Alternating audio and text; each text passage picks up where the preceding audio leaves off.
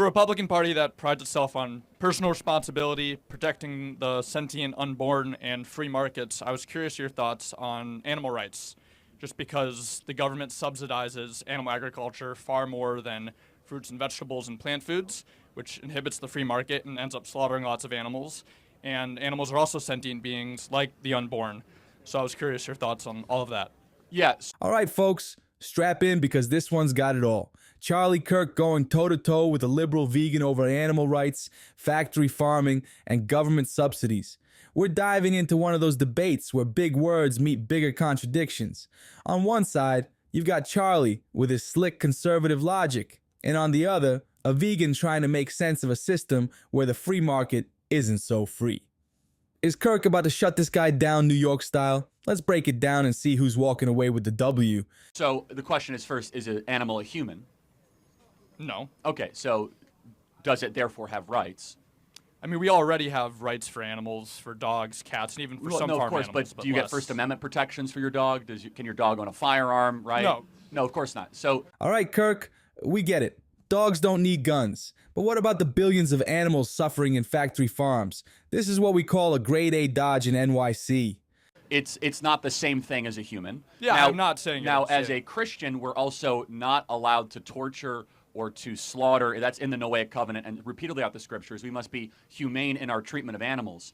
But as far, I don't know where you're coming at from this perspective, but some people would say that animals and humans are on the same moral plane. I don't think that's what you're saying, right?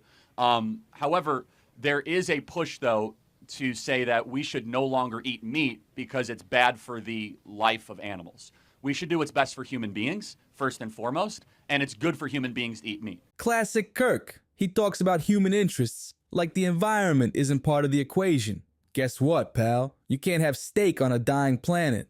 It's good for human beings to be able to eat animals. It's good for human beings to not just eat like this synthetic fake meat that Bill Gates wants to make all day long.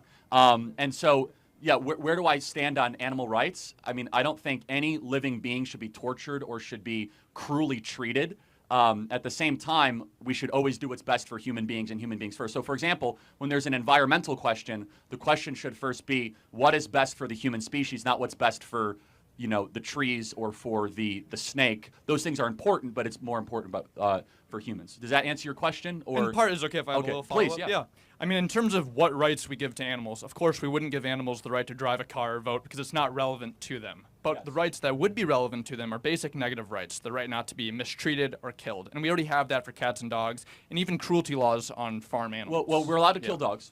That's not true. We have kill shelters for dogs, right? We also kill dogs that bite their owners and dogs with rabies, right? So if a human being gets rabies, what do? We treat the human. If a dog gets rabies, unless there's like a miraculous treatment, which there usually isn't, right? So you're right. The negative rights, we do have rights to be able to, for better or for worse, because we do not treat dogs and cats as the same moral level because we as human beings have a soul, we have reason, we have the ability to make sense of the natural world. Dogs do not, right? Dogs only have senses. They do not have reason. And so, for example, a dog cannot tell that it's a dog. Now, there's some disagreement about that, but we as human beings can make sense of the natural world. We are the speaking beings, to say differently. But no animal should be mistreated. But to say that animals are not allowed to be killed would be, therefore, an argument against meat, correct? Right, yeah. And no lies about it. I'm arguing against... Right, that's very unpopular probably at, UW-Madison to get rid of bacon, right? So... I'm just guessing. Yeah, and I mean, the reason I'm bringing this up ultimately is these animals that we kill on factory farms. We kill them pigs in gas chambers. We ground up male chicks alive for the egg industry because only the female hens lay eggs.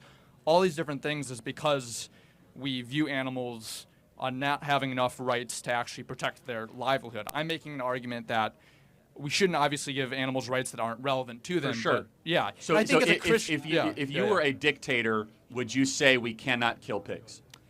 No, I think that should be left up to the free market. Okay. The reason I'm concerned about it is the government is spending billions of dollars. Yeah, I think factory farming has a lot of problems, more because of the health of the human that eats the meat, less than about the animal, because it's just not as good for the human. So thank you. Yeah, but go ahead. Real quick, do you think ultimately that a Republican Party that is pro-free market should be propping up billions of dollars towards subsidies for animal I'm not a agriculture. huge subsidy fan of things that make people fat and unhealthy. So would Oh, come on, Charlie.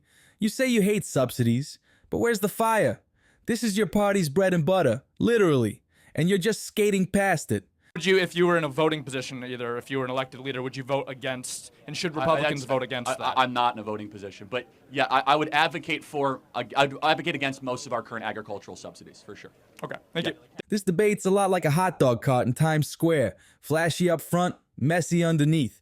Kirk wins on performance, no doubt. He's got the confidence and the comebacks. But let's not kid ourselves. The vegan hit some real points about subsidies and ethics, and Charlie just danced around them. In the end, Kirk's arguments are like dollar pizza. Cheap, greasy, and not as satisfying as it looks. Thanks so much for watching. Be sure to follow for more content like this. Peace. Thank you.